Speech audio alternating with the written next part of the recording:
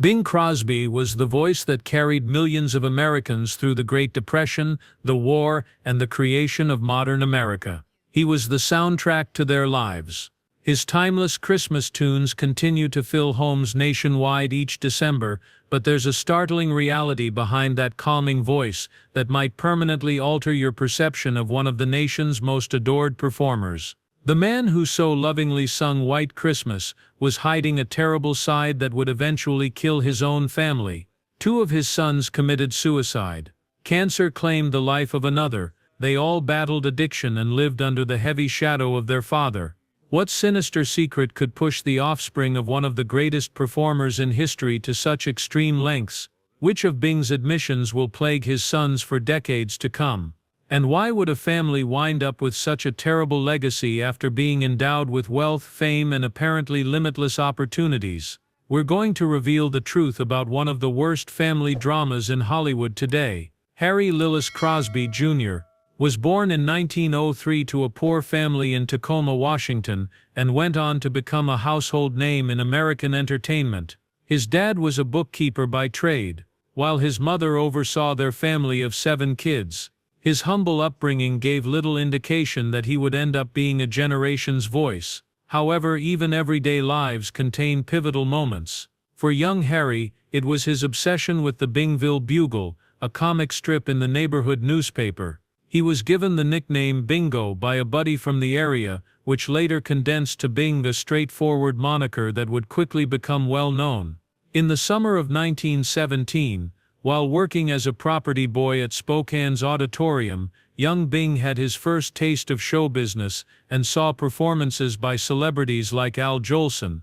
The seeds for one of the most extraordinary careers in American entertainment history were sown by these early interactions with entertainment icons. Bing showed promise in a number of areas while attending Gonzaga University, particularly in debate, sports, and public speaking. Before being drawn in a new path by the allure of music, he briefly attended law school. He started playing locally with pianist Al Rinker, but his reputation was damaged early on by his unreliability and love of the wild jazz-era way of life. Notwithstanding these difficult beginnings, Crosby's innate aptitude was evident. At a period when most well-known singers had a more theatrical, projected manner, his baritone voice had a warm personal touch that gave each listener the impression that he was singing directly to them. This was a groundbreaking technique. Bandleader Paul Whiteman saw Crosby and Rinker around 1926 and asked them to join his well-liked group. Soon after, Whiteman brought pianist Harry Barris into the mix, creating the Rhythm Boys, a singing trio. Crosby became well known across the country as a result of this partnership, but his popularity would soon surpass that of his bandmates. Crosby's 1928 recording of his jazz-influenced version of Old Man River earned his first #1 single and announced his impending solo success. The Rhythm Boys finally broke up as internal conflicts grew, allowing Crosby to embark on one of the most prosperous solo careers in the history of entertainment. In the 1930s, Crosby's career took off. He was featured on 10 of the top 50 tracks in 1931 alone. He became known as a multifaceted entertainer, in addition to being a recording artist after his cinematic debut in the big broadcast. Soon after, he became the presenter of Kraft Music Hall on NBC, a role he would maintain for the following 10 years, bringing his warm demeanor into American households, both in song and on television. Crosby's organic conversational style was what really revolutionized the genre.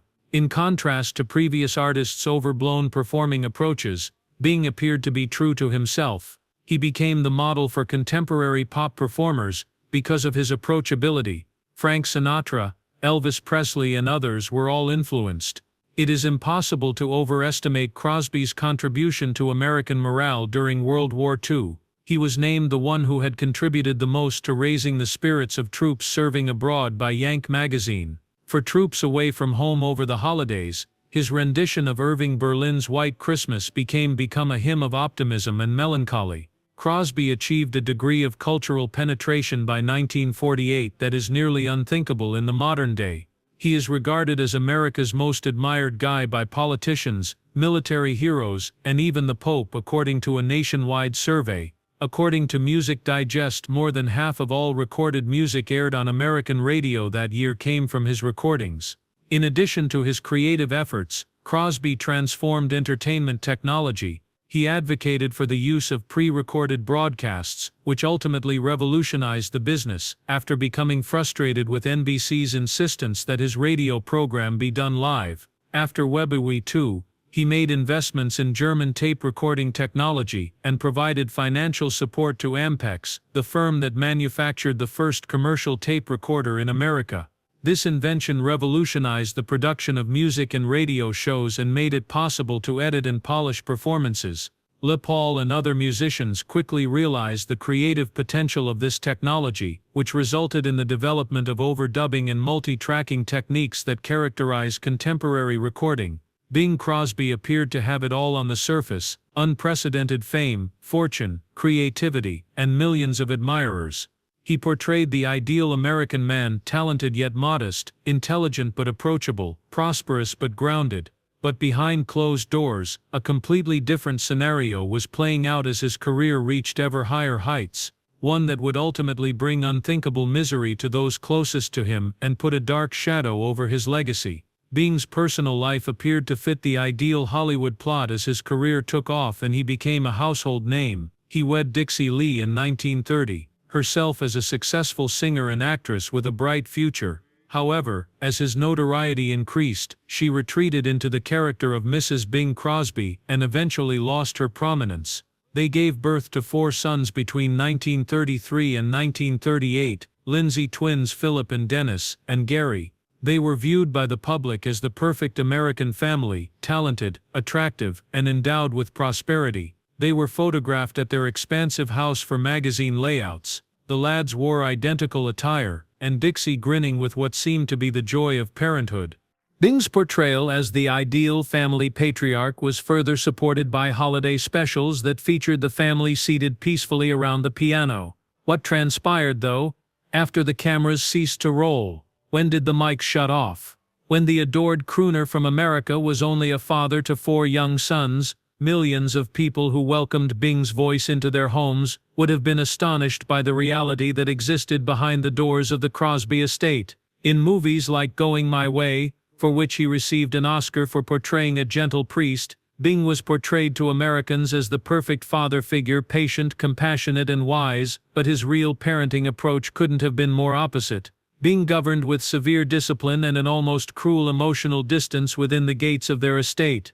There was a clear contrast between Bing's private and public lives. According to later reports, the man who exuded warmth on film and over the radio was sometimes chilly and aloof with his own children. His own boys were not comforted by the same voice that calmed the country throughout the war. The family's issues were made worse by Dixie's battles with drinking. She was less able to protect their kids from Bing's severe discipline as her drinking got worse. Her health and well-being suffered greatly as a result of the strain of living in Bing's shadow and her own waning career.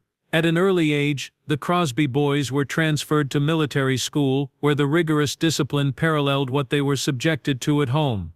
At home, kids were held to high standards and disciplined severely for any perceived transgressions or shortcomings. Later reports indicate that corporal punishment was frequently used, with Bing allegedly punishing his boys with a belt for transgressions as small as leaving a light on or skipping meals. The emotional vacuum, however, was maybe more harmful than the physical punishment. Due to his rigorous work, Bing was often gone, and when he was there, he usually gave the impression that he was unable to express affection or appreciation. His boys were raised hungry for their father's approval, which was infrequent, if it ever occurred. His family was not the only ones who experienced this emotional detachment. Even Bing's closest colleagues acknowledged that they never really knew him. Despite their lengthy collaboration, Phil Harris, who worked with Crosby for many years, once said that Bing was still essentially unknown and only showed his close circle a well-crafted facade. The Crosby boys were under tremendous strain.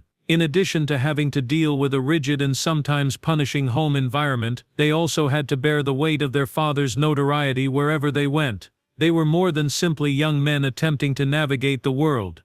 As the sons of Bing Crosby, they were held to unachievable expectations and frequently contrasted with their renowned father. Tragically, Dixie passed away from ovarian cancer in 1952 at the age of 40. What little parental protection the boys had was taken away by her death, and put them under their father's control even more. The whole family was grieved by the death, but Bing, as always, kept up his tough public persona. Bing remarried a year later, marrying 30-year-old actress Kathryn Grant. Later they would have 3 more children: Nathaniel, Mary Frances, and Harry. With his second family, Bing's parenting approach reportedly relaxed significantly, giving his elder boys, who had known such a different father, even another terrible contrast.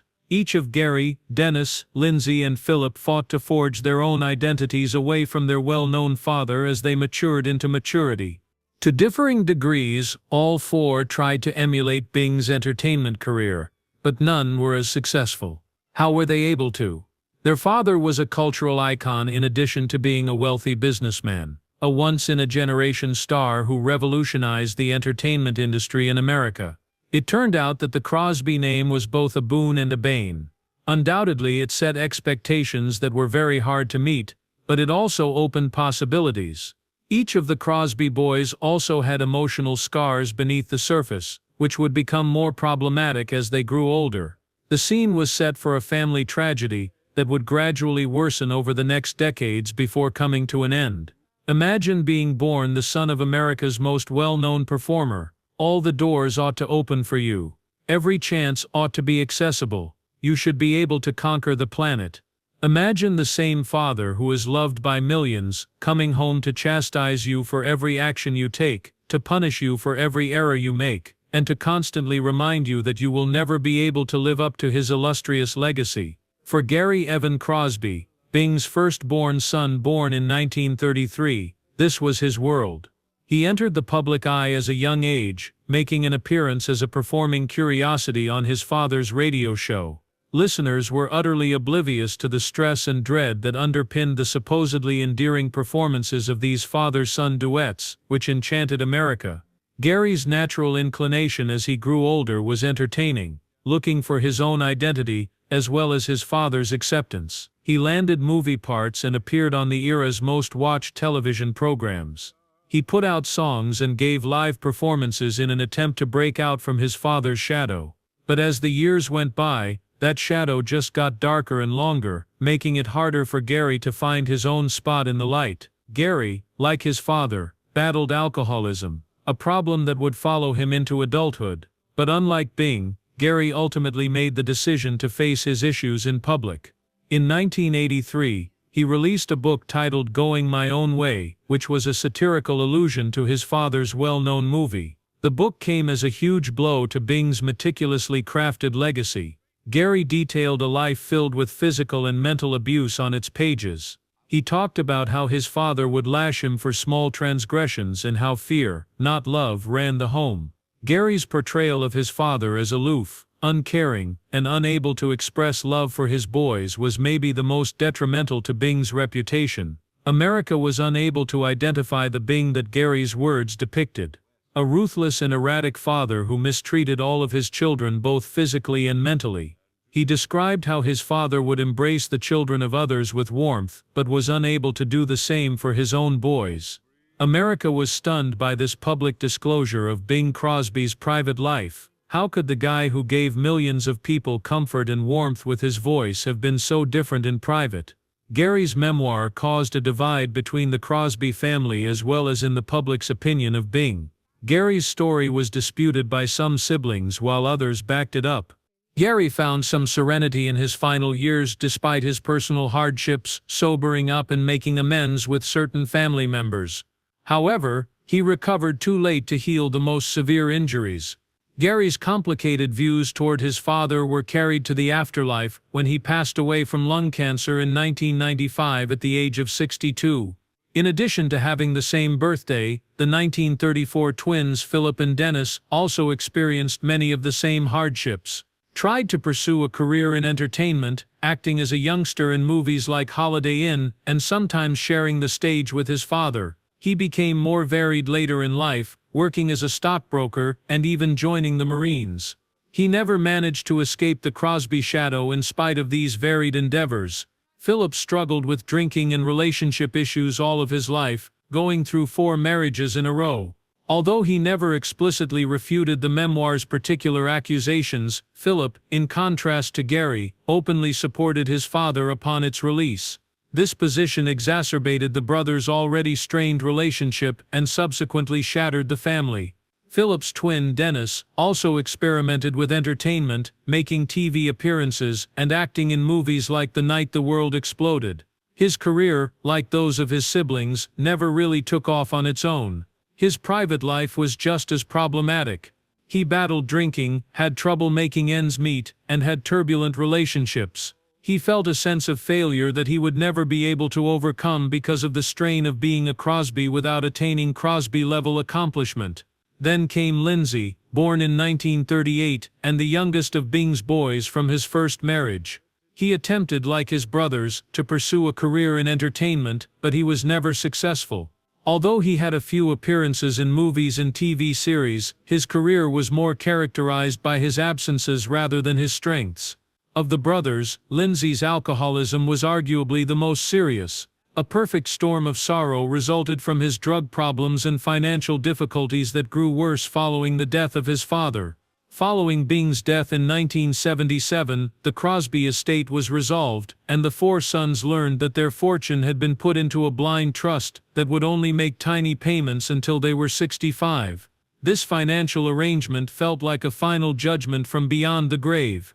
This information was the final straw for Lindsay.